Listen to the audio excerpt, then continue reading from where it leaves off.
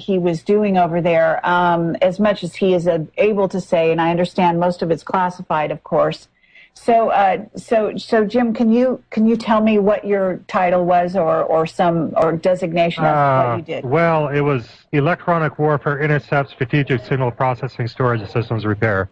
It was basically the highest level in there. We didn't really do any development of new systems, but we were the people where if we got a black box that no one knew about and no one was trained about, we were expected to figure out what it was, what it did, and then make it work. Yeah, we were that type of people. There were very, very few of us in the NSA. Anyway, that's all I'm going into. Okay, I appreciate that. Would you consider? And then, and then afterwards, it's important for people to know that after I got out, I went to work in industry, and the controllers and the automated systems, and I was very well acquainted with the type of control systems that were out at Fukushima. I knew what was possible. When I interviewed the reactor engineers that actually designed Fukushima, they were absolutely blown away by how much I knew without being told. You know, because I was telling them details about their system. Well, how do you know that? How do you know that? How do you know that? Well, once you get qualified to a certain level, you pretty much know pretty much anything about any system. So, and then also I did plenty of study, and I got, I got the goods. I got the training manuals and things like this for Fukushima. So I really got a good understanding of how the thing was put together. Okay, I appreciate that. So basically, you also said something about robotics, working in robotics. Yeah. Well, all of these systems that you have in industry are automated.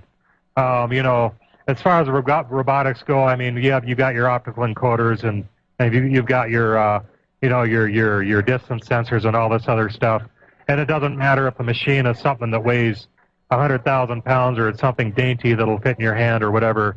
All the basics for those types of machines are the same. The ones that I worked on were in the steel industry. Automatic feeders for getting the exact amounts of right materials added, to get in the right position on a crucible so it wouldn't spill. There are so many things that go on. The right chemistry coming out of the smokestack and all this other stuff. Sure. And then all of this stuff gets controlled by a central brain. Pretty much everything that's a steel mill is in place at a nuclear facility. Huh? Okay, yeah. It looks like your sound is being messed with a little bit here. So I'm just going to ask anything that's in place at the steel mill. Oh, really? Okay. Okay. Jim? Yeah, can you hear me? Yes, I can hear you. Okay, great. We're having a little bit of sound trouble there. I just want to ask you whether or not you were capable of looking at also, it sounded like you said Electronic Warfare Division. So you were capable of understanding Stuxnet, is that correct? Because I'm told it's a pretty sophisticated virus. Well, all you have to do is realize that it's a virus that can fake anything. And then you have to understand how the pumps work, how the valves work, and everything in the steel industry. When you're dealing with a big blast furnace or a big cube op or a big thing that can explode if it doesn't get its cooling water, all the same safety systems are in place. The battery backups, the backup generators, a steel mill will explode, loses power, and things go down. If it loses power and things go down, it's a very, very similar type danger and a similar type setup, except when things do explode at a steel mill, you don't have this mess to deal with. And fortunately, I never had an explosion. Okay. Now, before I go on, I want to ask you: are you still a patriot? I love America very much. It is my home. I love the people there. But America has been taken over by a criminal elite. I've been run out of the country under threat of my life. I can't be there. It was my intention to stick around with that nation and be through the thick of it all. But after having attempts made on my life, there's just and being jailed twice over the Fukushima report and receiving numerous threats, I had to leave. I had no choice. I did not want to leave that country. I got hurt a lot there. A lot of people are getting hurt right now in America, but you got to realize, those of you who are suffering and have been hurt by the various systems in that country, that this is not the American system that's in place there. What we have in place in America is a system that a conquering nation, a conquering people have put in place to slam that nation into the ground and destroy it once and for all. That's what's happening there. And you have to realize you cannot really be angry with America. You have to be angry with the people who have usurped the power in that country and are putting it on a path to destruction. Yeah, I couldn't agree with you more. I appreciate that. I love my country, and I'm very sad that it had to go this way, but I can't be there anymore. I just can't. I hear you. Okay, Jim, what I want to do at this point... Okay, for a reference into what has happened to me, I've got that on my site. That story is there. If you go to the front page and you type the link, my experience with the Jewish community, all that stuff is on that page. All the death threats, everything that's happened to me is on that page. Okay. So if you want to go up, but it's a pretty big page and it's a pretty big distraction, and I'd prefer to stay on topic. Okay, no problem. So let's go back to topic now, and I appreciate you detailing your background a bit more there for people, because I really wanted them to understand just exactly who you are and how very capable you are. Let me ask you this before you start detailing a little more detail in terms of Fukushima. You have the ability from a technical standpoint to evaluate these systems. This has given you knowledge. Sounds like you've interviewed some people to do with the Fukushima disaster.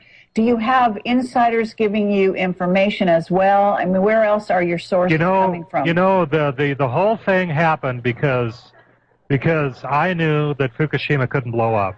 The way that the safety systems in the boiling water reactor setup are designed, you can take that system, rip all the generators out of it, rip the entire reactor and all of its associated passive safety systems and throw it in the ocean and bury it under 10,000 feet of water, and the thing will sit there and run safely until it rusts through. That's the way those systems are designed.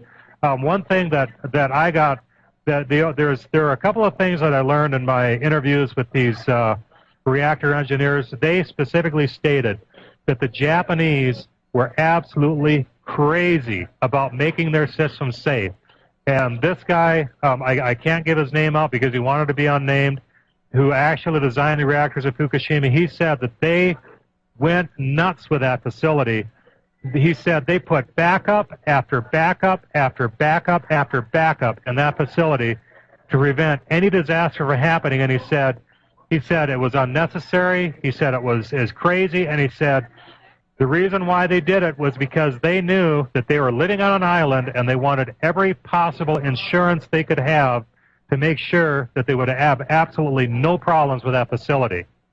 But fascinating. I mean, yeah, absolutely. But when you get a virus into a system that closes valves that are supposed to open automatically and forces them to stay shut, and then puts the control rods in and guns the reactor to max while all the turbines are offline, well, you're going to have major problems with that.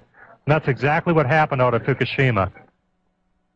Okay, let's talk about the meltdown aspect of this, because it's not just one reactor, right? We're talking several. Yes, okay.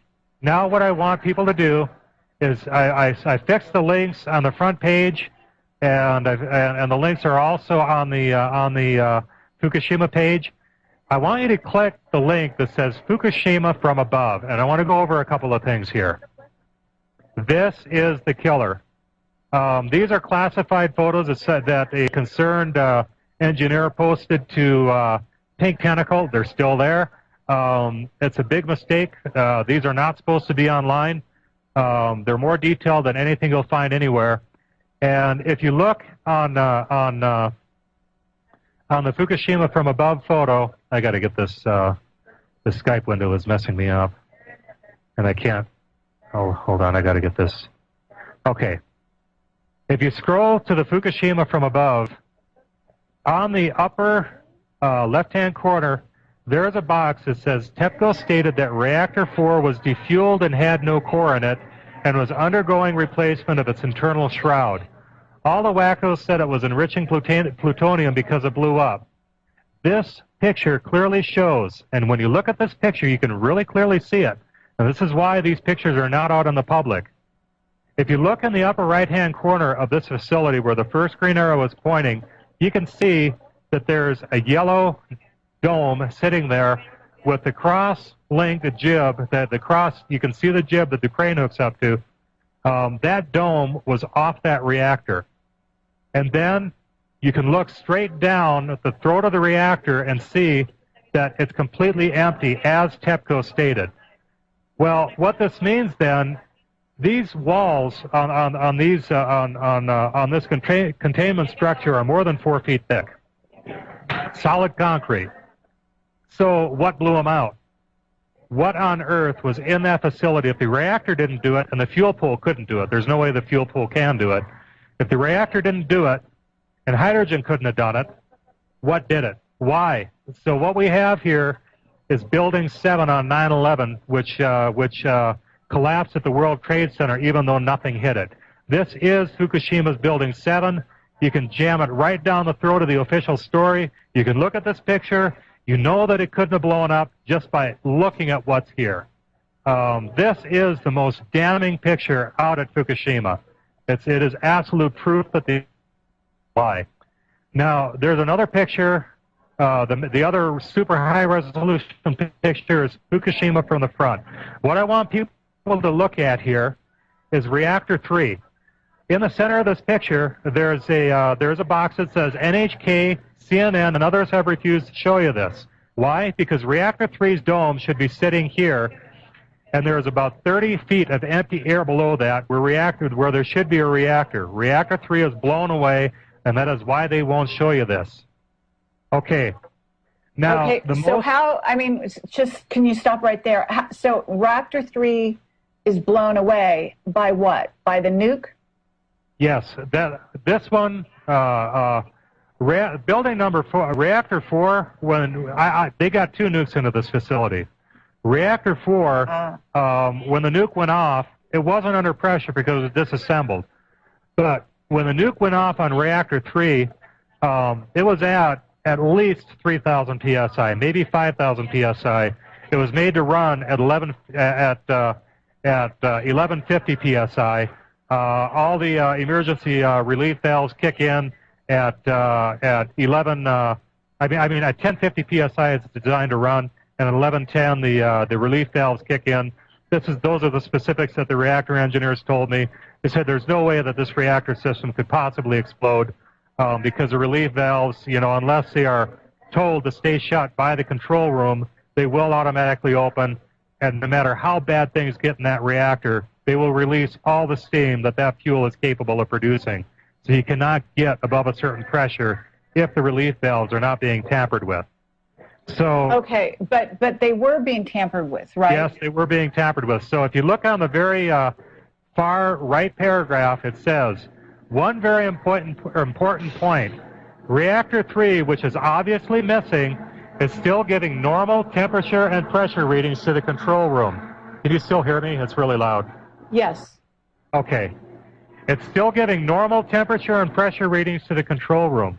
This would not be possible absent a controller that was infected with Israel's precious Stuxnet virus, which keeps all readouts normal both until and after everything is destroyed or blown away.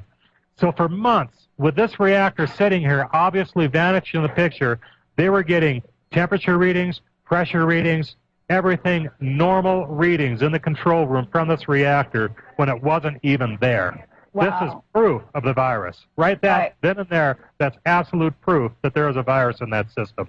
There's no way you can get around it. And then okay, another go ahead, but I do have a question for you. Oh, yeah, I'm waiting for your question. Okay. What I wanted to know is, did you talk to anyone who was at the location?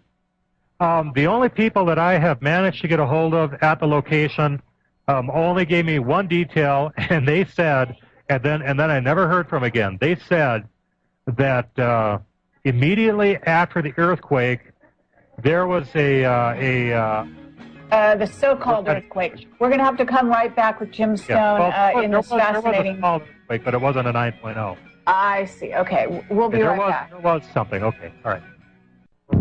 Welcome.